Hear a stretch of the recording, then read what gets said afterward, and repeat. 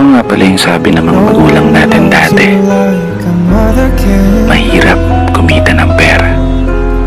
Kaya naman, lagi nilang paalala, anak, mag-aral ka ng mabuti. Dahil yan lang ang sandata na maaari naming maipamana sa'yo.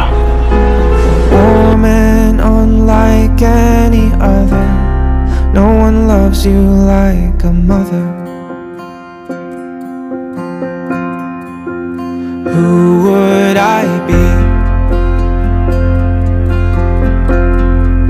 without you to guide